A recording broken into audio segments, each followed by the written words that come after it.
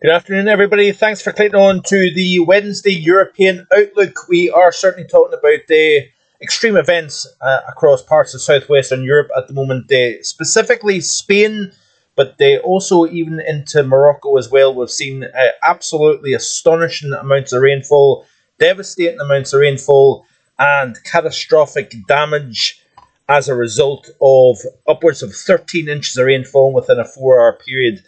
Wiping out bridges, cars getting tossed around like toys in a bathtub, and this is a pretty big deal across particularly east central areas of Spain. These are some of the scenes that we're looking at. This is tweets here, a feed purely specifically looking at the Spain flooding, and this is a tweet here by Nahel.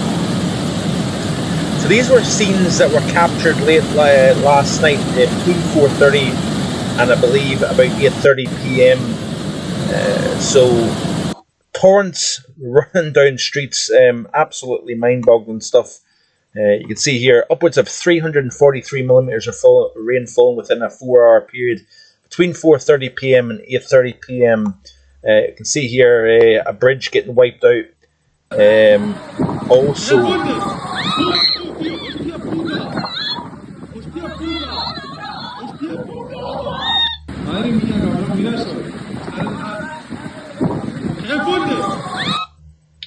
So what is going on here? We've got an area of low pressure, but we've got the cold air in the mid and upper levels of the atmosphere. We've got a warmer than average western Mediterranean basin, which the flow is coming in off.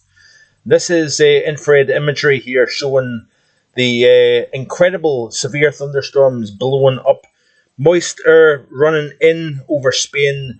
That air is getting sucked up into the cold and upper levels of the atmosphere and creating the extreme rainfall rates.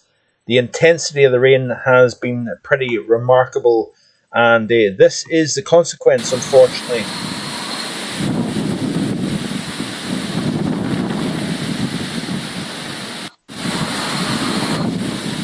So it's the Valencia area in particular that's been particularly hard hit, but other areas just as much, just as bad. And you can see here this visible imagery showing the incredible blow up of thunderstorms, severe thunderstorms, damaging winds, tornadoes, rainfall rates multiple inches per hour, and obviously that amount of rainfall within such a short space of time, nowhere can cope with that. And this is the scenes that we're seeing as a consequence of that incredible rainfall. So the damage and toll of this event is going to be very, very significant indeed. This is the month of October so far, so we're really only a couple of days away from the end of the month, and this is global look at October. Very few areas are below average for the month, and including that, even the UK is now starting to see a slight warm anomaly showing up here. The majority of mainland Europe is warmer than average, and if we look at the next 5 days, we're going to end the month and begin the month of November on a warmer than average note. But we've been in this situation already in recent times. This is the upper air pattern for the next 5 days. And you can see this strong, basically you've got a split in the jet. One branch going north, one branch going south, cut off areas of low pressure, dropping south and then becoming stuck. And this is essentially what's taking place. You've got this sea surface temperature anomaly, or profile, should I say, so 20-21 Celsius waters over the western Mediterranean basin. So that is allowing a more warmer, more humid, more moist lower portion of the atmosphere. And then once you drive at this time of the year, areas of cold air within the mid and upper levels of the atmosphere, that creates a dynamic that produces intense rainfall events. And unfortunately, Europe is no stranger to this, especially at this time of the year when you've got residual warmth from the summer, you've got a warm body of water, and you've got increasingly cool air in the mid and upper levels of the atmosphere. That creates a dynamic, and all you need is an area of low pressure to set the scene. Got positioned over south central Iberia. This is looking back to 15 UTC yesterday. And you can see here the key is the position of the low, and then the flow coming in off that 21 Celsius Mediterranean basin. As that flow comes in, you're obviously getting orographic lift as well. The air is forced to rise, cool and condense, and obviously the mid and upper levels of the atmosphere is already rather cold. So the dynamic is all there, all the ingredients are there, and what you do is you get the explosive thunderstorms developing here, and incredibly cold cloud tops associated with some of these supercells that developed on that easterly flow as well. So unfortunately, all the ingredients came together to create this powerful storm situation during the course of yesterday. You can see here the area of low pressure kind of nudging just up through just to the east of Murcia, between Murcia and Valencia, and points just to the north. That is where we've seen some of the biggest thunderstorms blowing up, and with the geography as well playing a role also by creating the downpours that then channels into the little canyons and valleys, and that water just creates torrents through the streets of towns and cities. And there's a lot of people that live in this part of Europe as well. So this is going to probably be quite a significant death toll, unfortunately, with this event as well. But like I said, this is unfortunately one of several extreme rainfall events that Europe has seen in recent weeks and over the last couple of months. And it is all courtesy of this blocking situation developed. We've seen it during the first half of September. Remember the extreme rainfall event that was seen in parts of Eastern Europe. It was the same type of scenario. Blocking high pressure, we had the MJO in the same phases that we are now, strong phase 5 into phase 6.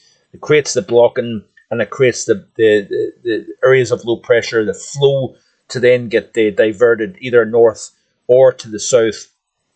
These lows then become trapped within a warmer environment within the Mediterranean basin, and with these little cool pools, or cold pools should I say, then it just creates enhanced lift, and with that fuel of warm water, you then have a tremendous amount of moisture for the atmosphere to work with as well. So it was almost the perfect storm with this current event, but also in recent events that have taken place. It has been a very, very significant year in terms of flash flooding in parts of Europe.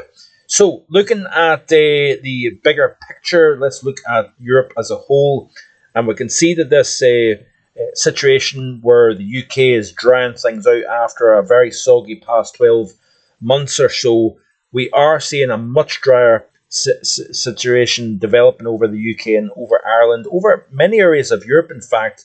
But as a consequence of this drier pattern, higher pressure pattern, you get it during the summertime where you get the good weather over the UK and Ireland. Quite often areas of low pressure are present over southwestern areas of Europe, and that's exactly what we have now. We quite often have unsettled conditions, thunderstorms, even localized flash flooding.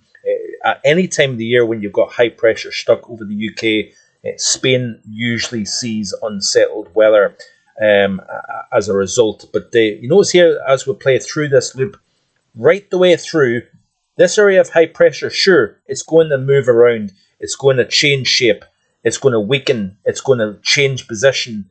But if you notice here, this is off the ECMWF, the high always wants to go back to the UK and Ireland once again. So this is a very significant change in what has been a low pressure dominated past 12 months or so. It's very interesting how this pattern's evolving, and you can see that all the way through the first week of November. Yeah, like I say, it moves around, it weakens, but nonetheless, it's generally a high and dry weather pattern across the west of Europe here, and we should start to see some relief across parts of Iberia after another couple of thundery days coming up. Today, we had the extreme event yesterday.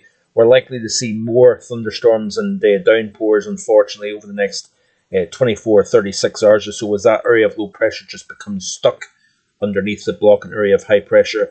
But you can see here, if we look at the GFS ensemble in terms of precipitation anomaly, So this is the upcoming 7 days, drier than average. Yeah, there is going to be some rain to speak about, especially across northern areas of the UK. Going to also increase wind as the pressure gradient tightens. Going to see an area of low pressure running the northern flank of that high. So we've got a squeeze in the edge of barge. We're going to see a strengthening wind as well with the sinking air.